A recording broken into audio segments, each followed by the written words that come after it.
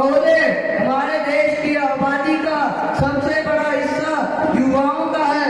वह युवा जिसे हम अपने देश की शक्ति और अपने देश का उज्जवल भविष्य समझते हैं। बड़े ही अफसोस की बात है कि आज वही युवा एक ऐसे दुश्मन के सामने हारता आ रहा है जो हथियारों के साथ नहीं बल्कि जान के प्यालों, सिगरेट के धुएं और पाउडर के पैकेट में भरकर आता है।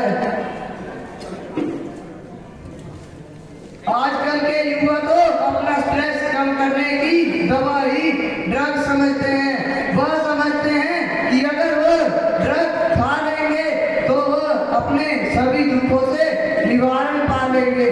क्या ये है वो युवा जो हमारे देश को प्रगति की राह पर ले जाएगा? क्या ये है वो युवा जो हमारे देश को उज्जवल भविष्य की ओर ले जाएगा? तो जवाब है नहीं। अरे ये तो हो ही नहीं सकता। जिस देश के युवा ही बीमार, लाचार और खोखले हो, उस देश का भला कैसे भला होगा? रो रही है भारत माता, ये वक्त रो रहा है।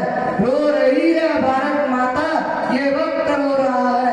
अरे देखिए जनाब, मेरे देश में क्या हो रहा है।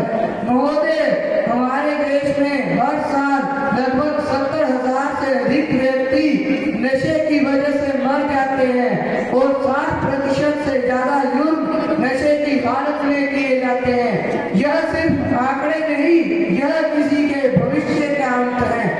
जब देखता हूँ कि संवेदनाएं संवेदनहीनता में बदल रही होती है, जब देखता हूँ कि संवेदनाएं संवेदनहीनता में बदल रही होती है, दुख होता है साहब। जब संस्कारों की अर्थी निकल रही होती है, कितने ही माओ के कंकर बिक गए, कितने ही माओ के सुहाग उजड़ गए।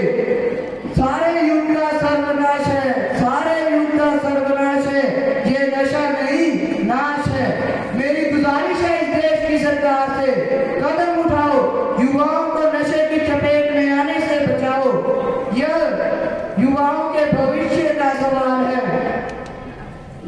महोदय, आज पंजाब को उड़ता पंजाब के नाम से जाना जाता है और वह दिन भी दूर नहीं जब हिमाचल को उड़ता हिमाचल के नाम से जाना जाएगा।